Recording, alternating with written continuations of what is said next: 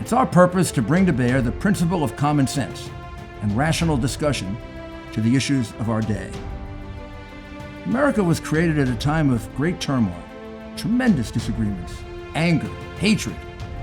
There was a book written in 1776 that guided much of the discipline of thinking that brought us to the discovery of our freedoms, of our God-given freedoms. It was Thomas Paine's Common Sense, written in 1776, one of the first American bestsellers, in which Thomas Paine explained by rational principles the reason why these small colonies felt the necessity to separate from the powerful Kingdom of England and the King of England. He explained their inherent desire for liberty, freedom, freedom of religion, freedom of speech, and he explained it in ways that were understandable to the people, to all of the people. A great deal of the reason for America's constant ability to self-improve is because we are able to reason, we're able to talk to each other, we're able to listen to each other, and we're able to analyze. We are able to apply our God-given common sense. So let's do it.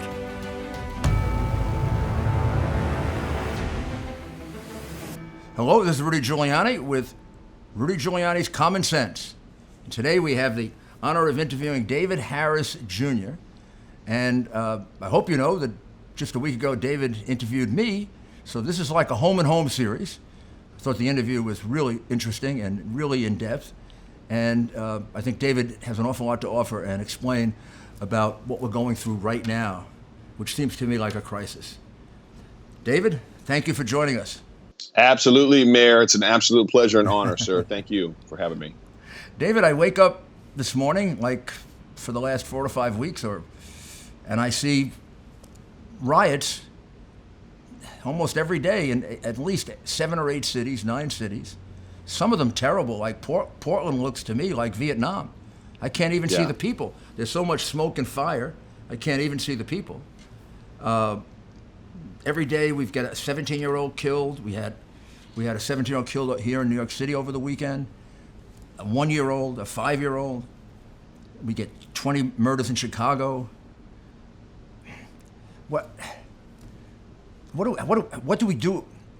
What do we do about this, and how do we explain it? And then we'll go into the details about it, just like your general view of it. Well, I think, Mayor, it is really important that we identify exactly what this group, Black Lives Matter, is. I truly believe they're a domestic terrorist organization, cloaking themselves in a phrase that nobody can argue with, similar to Planned Parenthood, who wants to argue with, why you should Planned Parenthood, yet that's not what Planned Parenthood's all about. They're all about murdering babies and then selling baby parts. Black Lives Matter has cloaked themselves in this social justice cause, with inflated numbers, with a perception of blacks being hunted down by cops and shot at record pace, which is just not true. It's not the facts. Actually, police violence and even police on unarmed individuals, black, white, Hispanic, but especially blacks, and so what we're talking about, has declined over the last several years. Last year, there was 10 unarmed black men that were shot and killed by police. 5 of those instances, the individuals actually were wrestling with the officer or trying to aggressively, go after the officer or his weapon. 2 of those, the cops were actually charged criminally. 1 was considered an accident. But I mean, again, we're talking about 10. Yet this entire movement of Black Lives Matter is sucking in all of the people that are in the middle that actually think that there's this systemic problem with racism in our country that's keeping Black Americans down, when I don't think anything could be further from the truth. We live in the greatest country in the world that's provided the most opportunity to all ethnic backgrounds. Anybody that wants to make something of themselves in this country, they have the ability and the opportunity to do it. But this movement has cloaked itself in a lie, and it's sucking in a whole lot of people that don't really see what's going on and are just kind of going along with the flow and trying not to ruffle any feathers. And it's truly a sad state of affairs. The first thing people, I think, should know about them is that they're funded in large part by George Soros. Yes. He's also the one that funded many of these district attorneys who I would consider criminal-friendly, police-hating district attorneys who let the rioters out as soon as they get arrested. the woman in St. Louis who's charging those people with all sorts of crimes for defending themselves, that's a George Soros plant. And a lot of their money comes from George Soros, but the person that gets their money, it's almost like a flow through, is a woman named Susan Rosenberg. Now I know Susan Rosenberg because she was prosecuted by the Justice Department when I was there. Susan Rosenberg is a convicted terrorist. Yes. She was sentenced to 58 years in jail, I believe. She should be in jail for the number of police officers that were killed. And then she was pardoned when Clinton gave all those dirty pardons, as he was leaving office, when he pardoned Mark Rich, another group of terrorists. Big question as to whether he got money for a lot of that. Well, all of a sudden she got pardoned. And do you know who got her pardon? You'll be shocked. I just figured that out through the literature. Jerry Nadler. Really? Jerry Nadler. That's when he was actually morbidly obese. Now he's just obese, but he was morbidly obese then.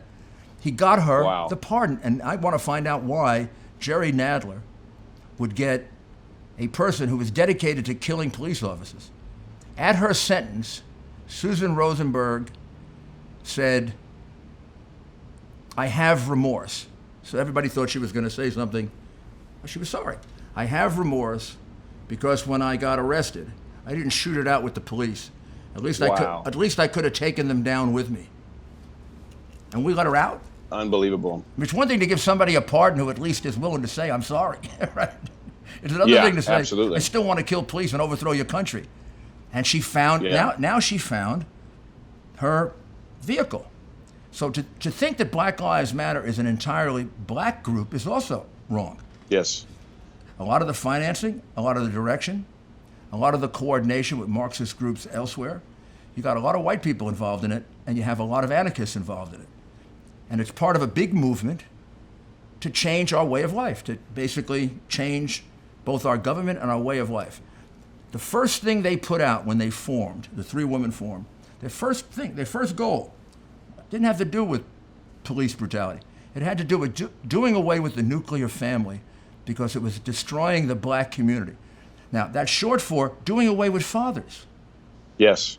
Now, David, explain to me how anybody with half a brain would want to have less fathers in a society, not just in the black community, but all throughout our society now. We have too many fatherless children, and the outcomes for them, unfortunately, are much worse.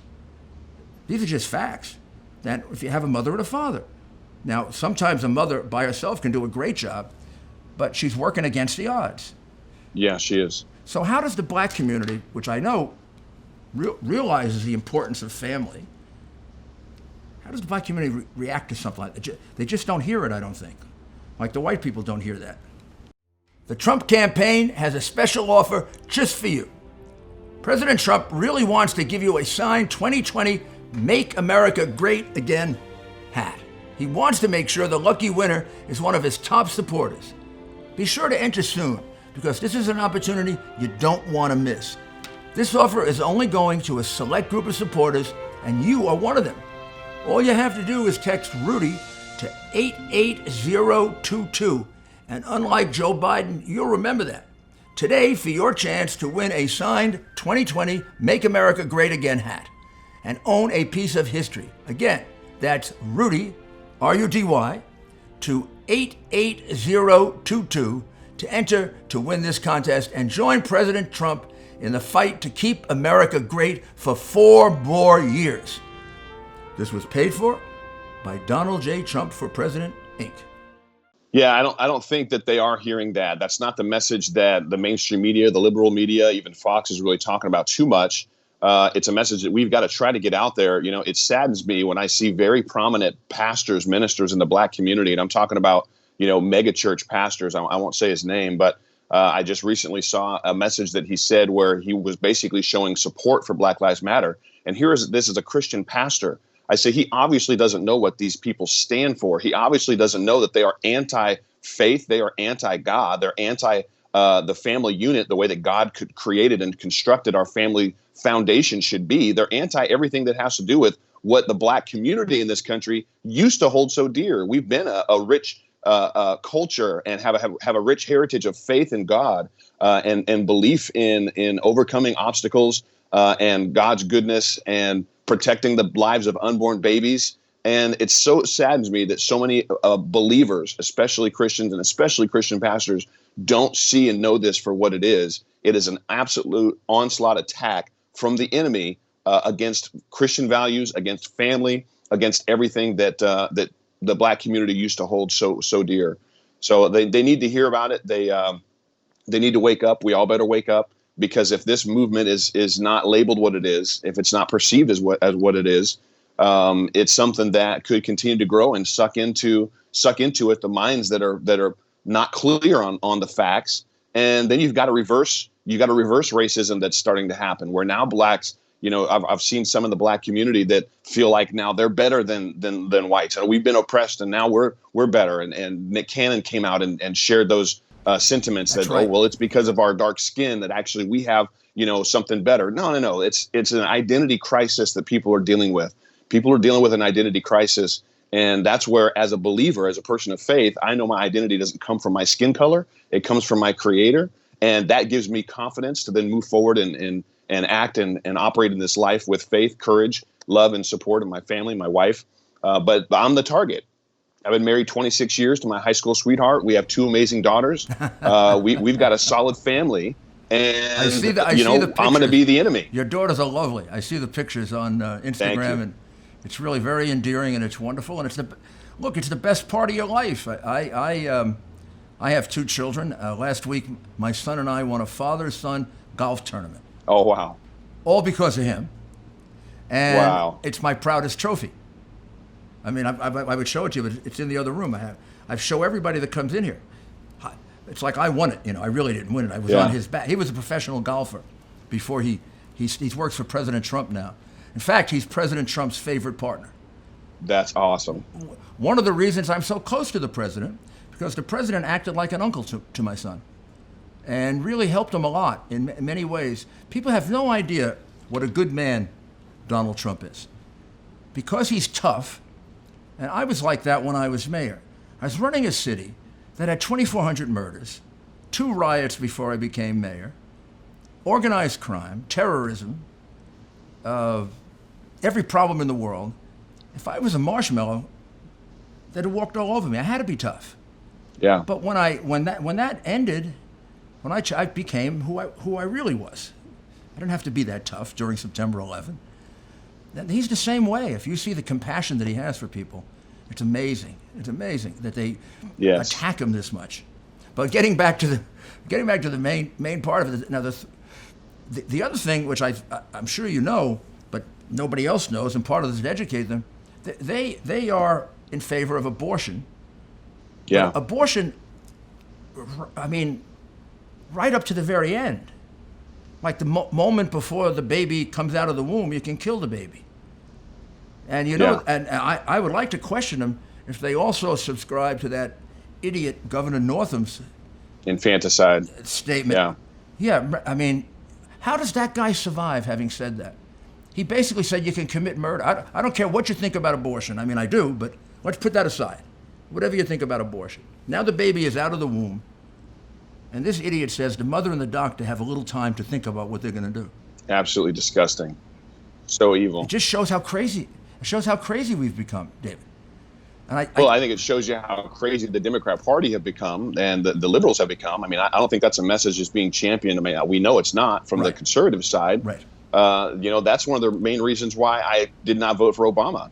I was excited for the opportunity to vote for a black guy, a black man for president. You mean when he first ran in 2008? Back in 2008. Yeah. Yeah, that must have been a difficult choice. When I was young, I supported Jack Kennedy because he was a Catholic.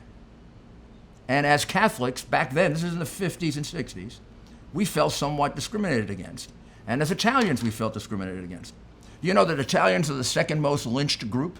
Yes. No one knows that. Second most lynched group, Jews are third.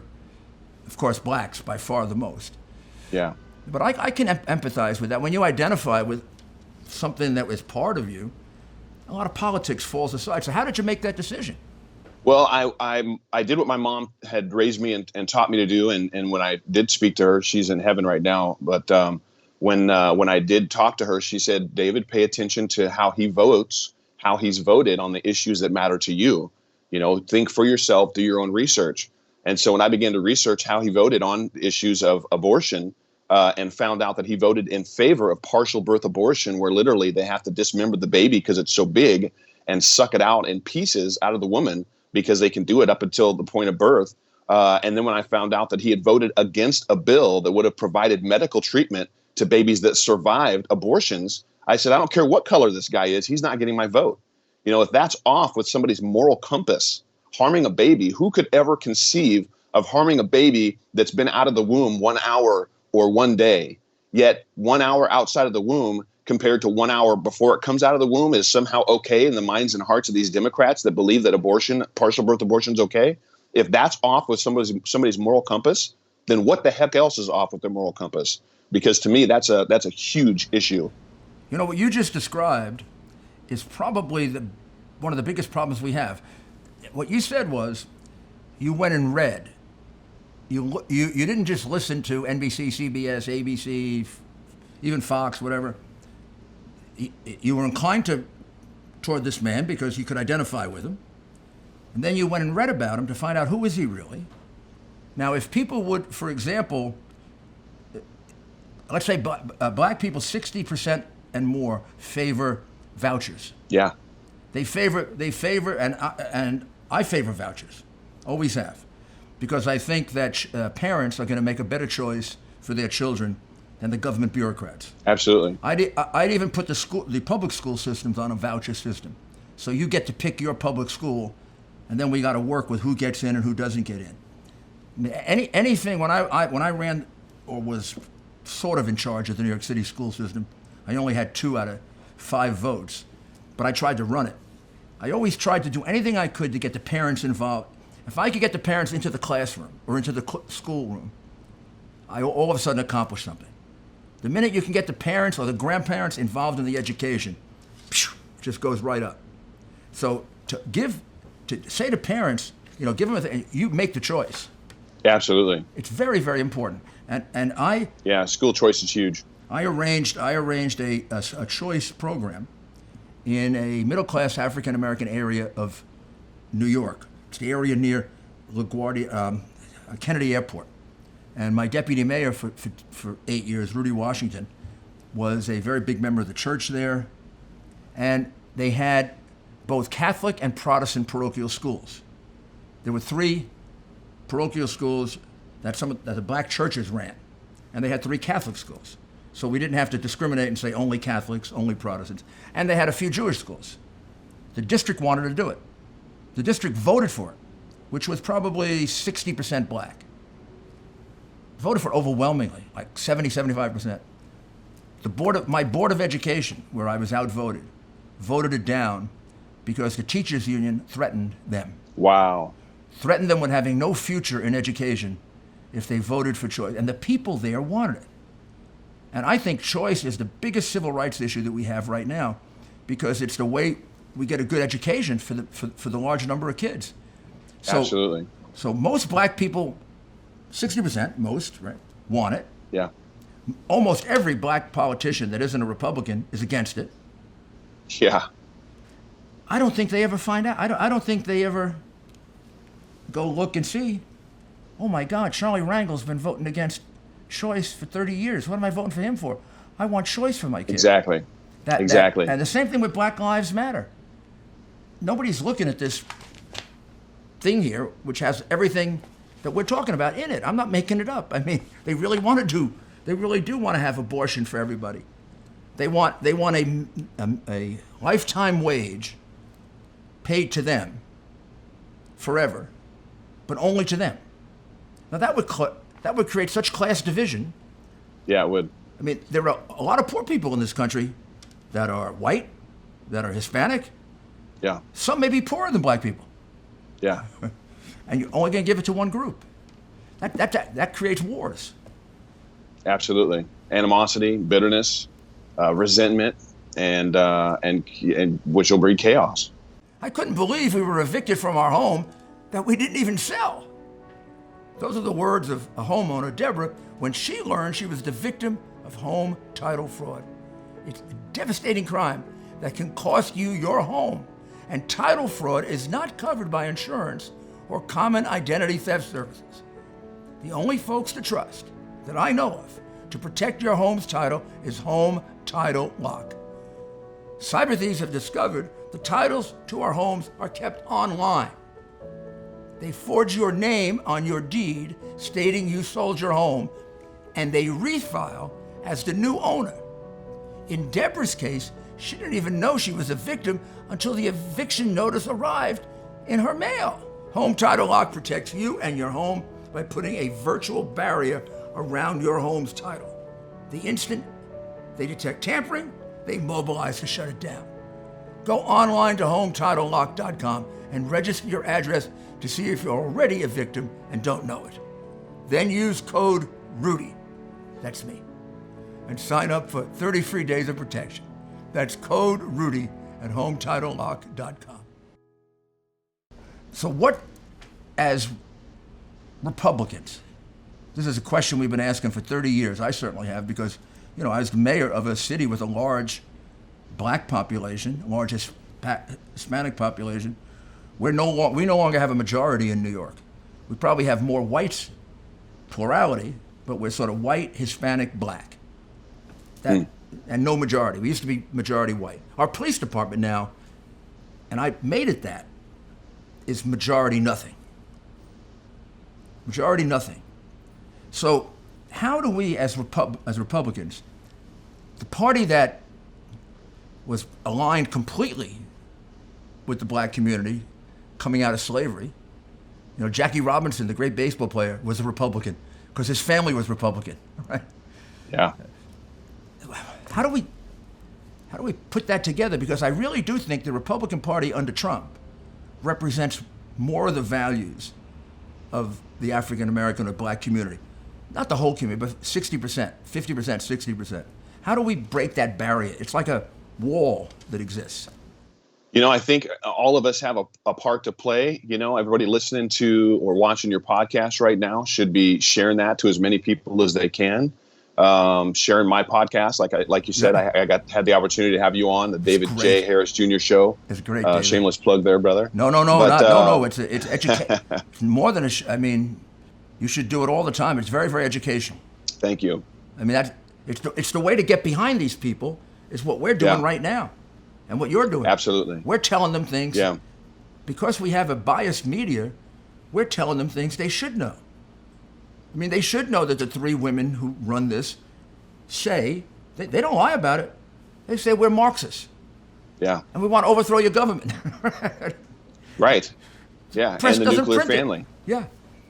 So I think that everybody has a part to play. You know, mine before I blew up and some of my videos started going viral and that led me down the path that I'm on. I was just sharing articles with friends, with family. I'd post articles on my page and hoping that somebody would see it and would learn something from it. So, you know, we all have something that we can do, and we have to understand and realize that we are in a fight. We're in a battle for our country, and we're in a battle against misinformation. You know, and it's the mainstream media, the liberal mainstream media, that is continually sharing misinformation, disinformation, or just not the right information. They don't want to talk about what this president has done. So many interactions that I have with black individuals, Hispanic individuals, specifically when I bring up what this president has done with prison reform, when I bring up what he's done with the opportunity zones, when I bring up what he's done with his tax reform bill and how that created the lowest ever unemployment rate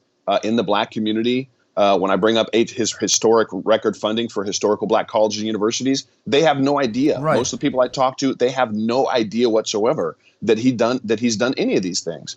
And so I say, try to get off of your, whatever you're used to watching. Normally it's CNN or MSNBC. I said, do some research. Go research these things specifically, and you'll find out that this current president, Donald Trump, has done more for the black community than any president probably since Abraham Lincoln.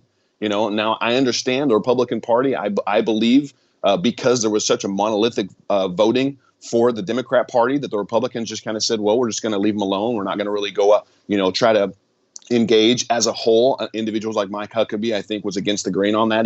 He had amazing results with what he did. I think you did too, obviously. But I think overall, there's been that kind of gap where a lot of the Republicans just didn't reach out because there's been such a blind allegiance to this Democrat Party that just gets our votes, just like, without even having to do anything. Just pull the race card, pull the victim card, and the Republicans are racist, so vote for us.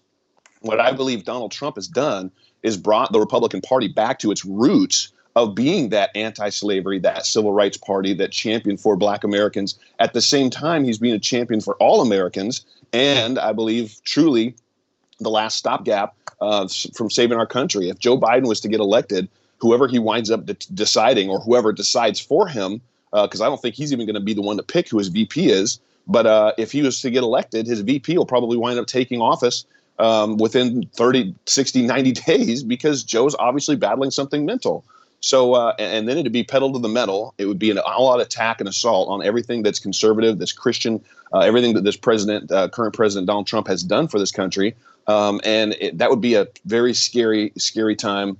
It could progress into some very dangerous zones. But at the very least, what we do know that they will do is they'll push their Green New Deal. They'll push this country towards socialism, and the beautiful United States of America that we all have known and loved will be gone. Yeah, they'll also pass bills that make abortion easier. If they get a majority of the House, Senate, and the presidency, they'll probably move into public funding of abortion, which would be terrible because then those of us who find it to be morally wrong or sinful, if you want to use a religious term, what our money is going to have to be used for. Yeah. At least a compromise was reached in the Hyde Amendment that if you're going to have abortion, it can't come out of public funds. So you and I or others don't have to pay for something we think is akin to murder. They'll change that immediately. Yeah. They'll have a heck of a battle, but they're going to attempt to change private education and get rid of it. They want to get rid of all parochial schools. They want to get rid of all choice in education. Now, they'll have a heck of a battle with that, but there'll be no chance for charter schools to grow, private schools to, private vouchers to grow, which are showing real promise. In New York, we have a number of these charter schools like Success Academy, fabulous results. And they don't cherry pick. They take children full spectrum. In other words, from the smartest to the kids who don't do well. They are so successful that de Blasio tried to do away with them. Wow. Came into office, he tried to do away with them, and Cuomo did a good thing in saving them. But it's almost as if they do things that are counterproductive to the black community, realizing its potential. They don't want fathers in families. They don't want fathers in families. They don't want them to improve education, right? They do want to give more welfare. So you get more money for not working than working, which is a terrible thing to do. Mayor, I believe that we've just exposed the real systemic racism. Yeah, and I think it's what these cynical politicians have done. Cynical political purposes. Yep. Well, to keep the black community as victims that need help from the government, to keep them voting blue. And now we have this new group that wants to move us towards socialism. And I think they found the unfortunate and unjustified murder of Mr. Floyd a perfect vehicle for it, although Mr. Floyd has been long forgotten. These people that are demonstrating, unfortunately, yeah. I mean, first of all, there seem to be more whites than blacks in many of these there riots. are in all the videos I see. Yep. The ones I saw in New York, majority white, 60%, 65%. But in any event, that doesn't matter. What matters is what they're trying to do. They're trying to overthrow our way of life. And we have to stand up. We have to fight back and make sure it doesn't happen. Yep. I did think that the unjustified murder of Mr. Floyd was going to be a time that we united. It could have been. And I'll tell you why. When I first heard about it, I immediately started to get telephone calls from mostly retired police officer friends of mine, who usually call me on the other side of it. They usually call me and say, look what they're doing to the cop. It's so unfair. They're making it much worse than it really is. I mean, the guy swung at him first. And they're pro-police, very pro-police. And I was going to say to him, I said, when I took the first call, I said to him, what is he going to say about this? I mean, come up with a good one about this one. The guy Yeah. just deliberately murdered him, being told he was murdering him. Every call that I got from let's say the hardest right, were horrified. Horrified. This was wrong. There's a point here. This has got to stop. We can't have a cop like this. Among other things, it puts the lives of every other cop in jeopardy. What's wrong with this guy? He's not one of us. They said, look, Benedict Arnold wasn't one of us. Everybody has traitors. Everybody has traitors in their group. And I said, wow, we're gonna. And then I heard some of the left-wing groups say, they're saying the same thing on television. First time in years. And I think these people like Antifa, Black Lives Matter, the radical Democrats, I think they had to drive a wedge. They did. Yeah, and instead, what could have been a unifying moment becomes this craziness that we have. Yeah. But there's still plenty to work together on and get over this. I think what you're doing, what I'm doing, what all these people are doing with this alternative media now, it does mean that people are getting their information from varied sources much more than they did in the past. Yes. Yeah, that is a great aspect of what we do have, is that social media and influencers like you and I can bring our influence, our minds, our thoughts, our knowledge to people, directly to the people through podcasts and social media. We have the opportunity to bypass the mainstream media and give people an alternative.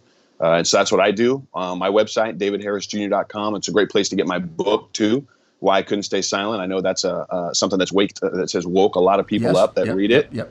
And I just we all have a part to play. But I believe that God is good. I think that He is for this president. This president is for all Americans. He's for the Black community. And I truly believe if we can somehow take the House, keep the Senate, and reelect Donald J. Trump, I believe the next 4 years will be absolutely something out of this world. Well, that all Americans will see. That's a great concluding thought, David. It really was a pleasure being interviewed by you, and also a pleasure interviewing you. Thank you so much, Mayor. So now I owe you one. Okay. Thank you, brother. Thank you, so David. much, God Mayor. bless your work. God bless you. God bless your work and your family. Thank you so much. You too. That was the interview with David Harris, Jr. As you can see, a extraordinarily intelligent, very, very thoughtful man who's having a big influence on how we think and countering so much of the fake media propaganda in so powerful a way. So thank you very much, David.